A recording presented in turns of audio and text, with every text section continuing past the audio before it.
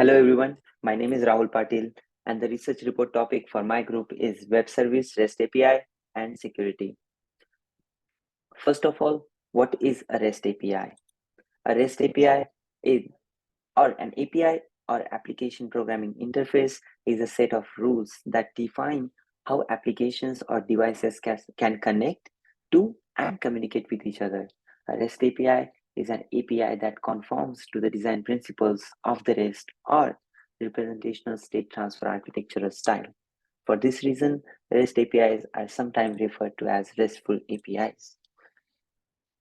Let's look at the principles of REST API. The first one being statelessness. In a stateless architecture, each client request to a server is independent and self-contained. The server doesn't retain any information about the clients between the requests. These design choices simplifies server implementation as each request can be handled independently and there is no need to store and manage sessions information on the server. The next principle of the REST API is uniform interface. An uniform interface is the foundational principle that promotes simplicity and scalability.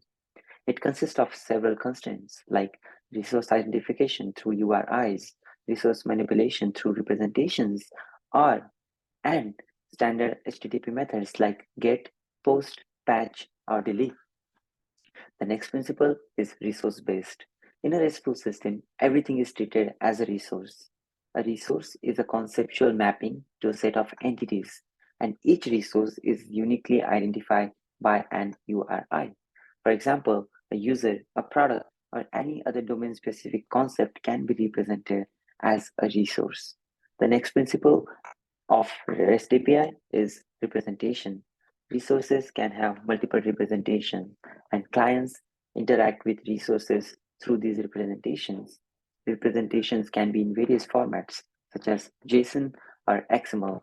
For instance, a user resource can be represented in different formats for different purposes, like a detailed profile or a summary. The server is responsible for translating between these representations and the actual resource. The next principle of the REST API is stateless communication. The stateless communication aspect emphasizes that each client request must contain all the information needed for the server to understand and fulfill that request. The server does not store any client state between requests, as we saw in the statelessness principle, and each request is processed independently. This statelessness enhances scalability as the server does not need to manage or persist sessions information and each request can be processed in isolation. It's, basic, it's basically statelessness and stateless communication are the same principles of the RESTful API. Next, let's look at common security consideration for REST APIs. First one being authentication. Authentication is a crucial aspect of ensuring the integrity and security of the API. Verifying that the client engaging with the system is indeed the entity it asserts to be. Various methods are employed for this purpose. API keys, unique identifier issued to clients are included in requests to authenticate their identity. OAuth, an access delegation mechanism, grants client restricted access to resources on behalf of users, enhancing security in delicate scenarios. JSON Web Tokens are another form of access tokens that restrict the user access to certain parts of the web applications. The next security consideration for the REST API is authorization. Authorization serves as critical mechanism in determining the permissible actions for authenticated users. For example, let's say we are making a social media application. Now, there are two users, Rahul and Ayush. Rahul posts something on the social media. For that post, Ayush is only supposed to like, comment, or share that post, but not delete or update that post. This is the aspect that is controlled by the authorization. Certain aspects, certain actions are permissible only for certain users, ensuring control over their interactions with the system. One prevalent approach to authorization is role-based access control, as I just mentioned. Or in some of the systems, we may have admins and users. So the programs that can be accessed by admins, the actions that can be performed by admins cannot be performed by regular users. The third security consideration for REST API is secure communication. Encryption of data in transit is imperative to guarantee the confidentiality and integrity of information during its transfer. This security measures aims to safeguard sensitive data from unauthorized access and tampering. The next security consideration is input validation. Input validation plays a pivotal role in fortifying against prevalent security vulnerabilities stemming from malicious input. The primary purpose is to ensure the integrity and security of the system by throttling potential exploits. This is achieved through two key actions. First, the validation of input ensure that they adhere strictly to predefined formats and constraints, mitigating the risk of unexpected data compromising the system. The second being the sanitization of inputs involves the removal or neutralization of potentially harmful elements, strategically preventing injection attacks such as SQL injection and cross-site scripting. The next common security consideration for the REST API is cross-origin resource sharing, known as CORS. Now, the CORS serves the critical purpose in controlling access to APIs. CORS basically allows certain URLs to access our API. So the URLs mentioned in the CORS, they can only access to the API. Otherwise, any other URL is unauthorized. The implementation of CORS involves the inclusion of appropriate CORS headers in API response. So basically, when we create the API, we have to define these CORS policies, and we have to pass the headers when we call any API action. We have to pass these headers, just so we know that the given URL is allowed by CORS policy. The next security consideration is rate limiting. Rate limiting serves a crucial purpose of controlling the volume of requests a client can make within a defined time frame, safeguarding against abuse and potential denial of service attacks. The implementation of rate limiting involves establishing specific limits on the number of requests a client can initiate per unit time, whether per minute or hour. Logging and monitoring is the next security consideration. It's basically all the API requests, all the errors are logged and monitored, just so we have a comprehensive logging involves recording key events, errors, and access patterns systematically. This detailed log information serves as a valuable resource for understanding the API's functioning and identifying any irregularities or security-related events. The next one is API versioning. API versioning serves the crucial purpose of ensuring backward compatibility with implementing changes to the API, hereby minimizing the risk of breaking changes for existing clients. The approach involves incorporating versions information of API endpoints or headers. By including this versioning metadata, clients can adapt to newer API versions at their own pace, allowing a gradual migration without disruption. Let's look at, now we can take a look at the authentication implementation that we did in our application. Let me pull out the application.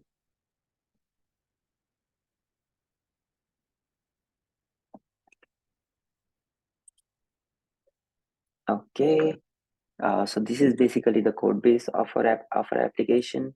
We have created both the front end and the back end for this application, which was not needed. We just needed to create the back end of the application, but we thought of creating the front end just so we can demonstrate a full-fledged web application. So the first one being authentication. So as I said earlier, the JWT verification is one of the way we can authenticate our user. So let me show you the implementation of JWT verification code. So this is basically access the JWT access token secret from our environment file process.env file, and then we just verify that token with the token that is passed through auth header. So every request from the front end will have a header, and it will have a bearer token that will start with bearer, right? As mentioned here, and we will extract the access token from that authorization header, and we will verify that token. If the token is still valid, we will go ahead and authorize the user. Otherwise, we will say the token is expired and user is unauthorized, and they have to log in again. So how does the access token is assigned to the user? Basically, when the user logs in, they get an access token assigned to them, and that access token is created by using the access token secret that is hidden from everyone except for the developers, of course. It contains username of the user, so that when the access token is decrypted and decoded, we'll get the username. So the token is decoded in the front end to get the username. Then there is a refresh token which expires in 7 days. So access token, it expires in 15 days for this purpose, for this application purpose. Usually it's like in 1 minute or maybe 15 seconds, because we have a refresh token that verifies the. So when we are using an application, we always have that access token and refresh token on the background. So basically, when we are using the application, we don't have to worry about the access token all the time. Even if the expiration for access token is like 15 seconds, it's still gonna allow the user to enter the application and use the application, because the refresh token it expires in 7 days for this instance. So refresh token will allow the API to create new access token each 15 seconds until the refresh token itself expires. So this is basically how the access token is assigned to a user on login. Then there's a CORS policy that we implemented in the application. So this is basically the allowed origin. So this is the only origin that can basically create and access this, create a post, or we made a social media application that can create a post or maybe like a post. So this is the only front-end URI that is allowed to access the API. And this is basically what the cross origin resource sharing policy does. It allows only certain URLs to access the API, so that any other URL which is not familiar cannot access the API. Now the rate limiting, we have implemented a very small application of rate limiting. Basically, it's a login limiter. So if a user attempts to log in too many times in the 16 seconds, maximum is 5. So if they try like more than 5 times in 60 seconds, they will be given an error, and they will it will be logged onto the server. In the meantime, I'll show you how the logging works. So this is basically a login limiter. We can use this limiting in every aspect of our incoming request. So for maybe a GET request for the post, we can implement a limiter, just so we don't get like infinite amount of request and we are not able to fulfill the request and the API crashes. We don't want that. So we can use that limiter in there. For this instance, we have used the limiter in login limiter. This will basically limit the number of logins that user is allowed to do in 60 seconds. We can increase that time. Here is basically 60 seconds. We can increase that time to be 5 minutes. So after 5 minutes, user will so if the user tries more than 5 times in 1 minute, user will not be allowed to log in any further. And after 1 minute, they will be allowed to log in from that IP address. I'm sorry. Um, then there is a logger. Basically, this one logs any request that comes from the front end or any error that is generated by the backend or our REST API. Let me show you the log of the events. So these are basically the errors that are logged by the logger, and these are the request logs. So as you can see, there are a lot of requests, and we've been working on it for a long time now. So yeah, there's a lot of requests. Um, all right, and then after that, okay, uh, let's take a look at Prometheus monitoring tool that uh, we used to monitor our application. What is a Prometheus monitoring tool? It's an open source monitoring and alerting toolkit designed for reliability and scalability in modern dynamic environments. Key features of Prometheus are data model. So basically, Prometheus uses a dimensional data model where each time series is uniquely identified by a combination of metric name, a key value pairs known as labels. The second feature is scalable architecture. Prometheus is built on it's built to handle the dynamic and distributed nature of the modern environment. It can scale horizontally to monitor thousands of machines and services. The next one is pool-based model.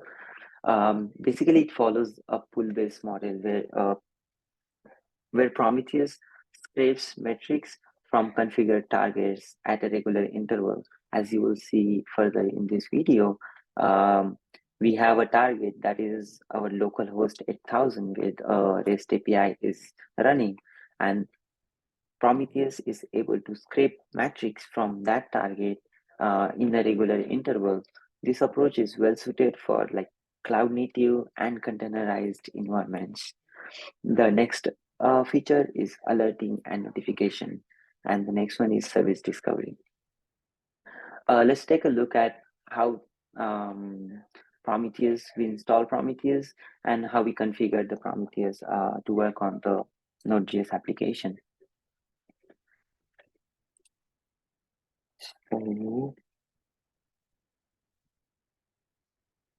Okay, this is a YAML file for the configuration of Prometheus.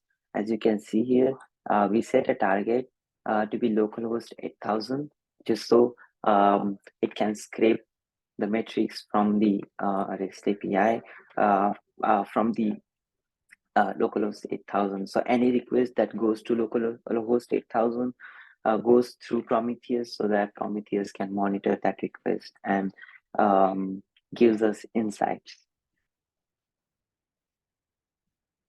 To run the Prometheus, we have this command. So /Prometheus in the Prometheus in the directory of where we install the Prometheus, we have to run this command to run the Prometheus. Now, as you can see, an instance of Prometheus is already running. In a bit, I'll show you how it gives the output, how it generates the tables and graphs, and how we can interpret those. Before that, let me show you how we implemented Prometheus in our backend. So basically, there is a library called Prom Client. It allows us to integrate Prometheus in our Node application. So we didn't use any Apache or Tomcat server for this because we already had the Node.js server running, and we don't want to make it like too complicated. With Node.js server, mostly anything is like doable. That is doable with Tomcat and Apache server. So that's why we didn't use any of those server. And also the ease to do these kind of things with the libraries like prompt client. It really helps in the Node application. So we basically created this variable HTTP request duration microseconds, and then we used it before any request. So basically what this function does is when any request comes to the API, like this one, like use API slash v1 slash user or auth, maybe a login request, it goes through this first. It goes to this, and then it is when it's finished, uh, it goes to the actual request.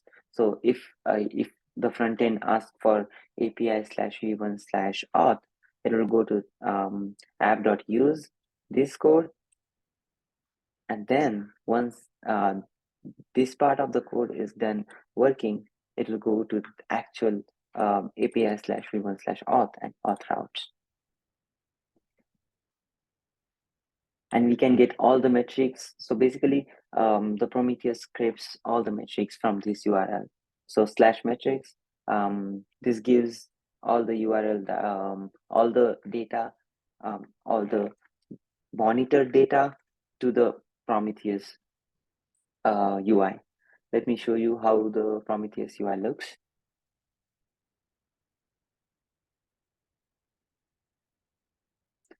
But before that, let's take a look at how our REST API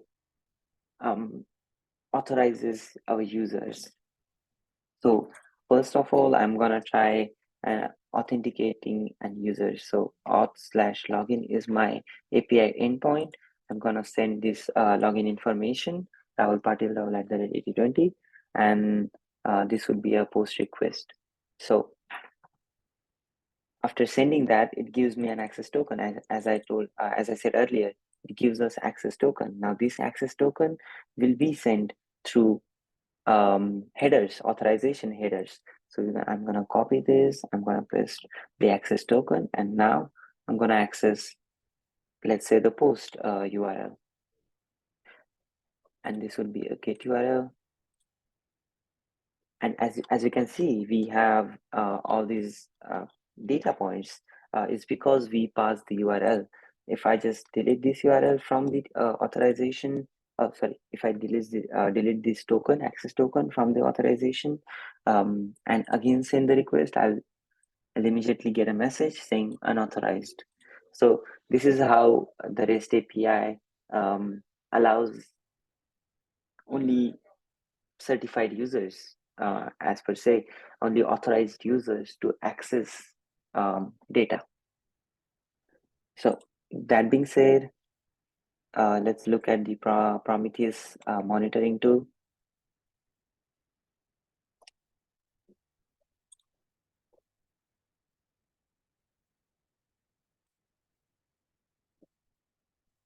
Okay. All right. So this is a basic Prometheus monitoring tool. Let me show you the starting interface. So this is what we have when we hit the URL localhost 9090 where the Prometheus is running.